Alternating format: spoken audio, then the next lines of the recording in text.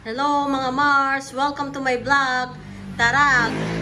Gagawa tayo or magluluto tayo ng pork meatballs, miswa with patola at buko pandan palamig.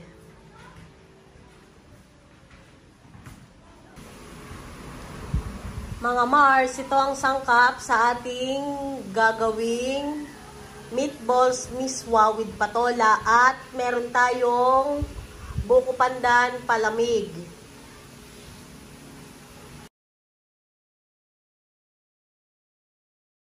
Mga Mars, gisa na natin ang bawang sibuyas. Parang hindi pa mainit ang mantika, nilagay ko na agad. Iinit din yan.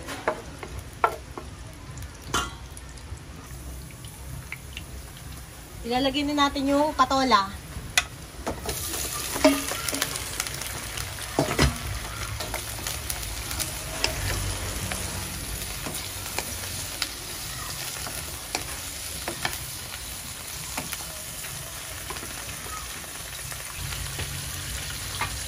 Pwede natin siyang lagyan ng paminta.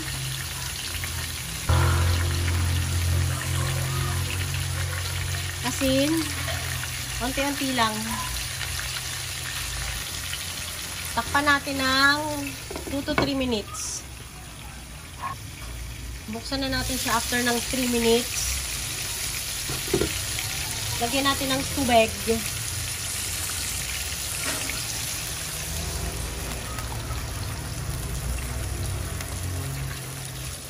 Dalawang tasa o mga 3 tasa. Takpan uli natin siya at pakuluin hanggang sa maluto ang patola. After ng 5 minutes, kumukulo na siya. Pwede na nating ilagay ang ating miswa. Mga Mars, sa tingin ko, dadagdagan ko siya ng miswa pa. Yan. Kasi parang masyadong maunti yung miswa na nilagay ko kanina. So, para mas lalo siyang patola miswa. I-add na natin yung ating ginawang meatballs. Bali, pinirito ko na pala tong meatballs. Wow, looks yummy!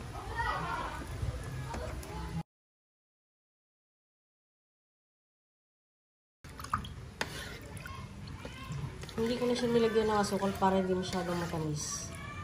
Ipapalamigin na lang natin siya. Ito na ang ating buko pandan palamig. To serve.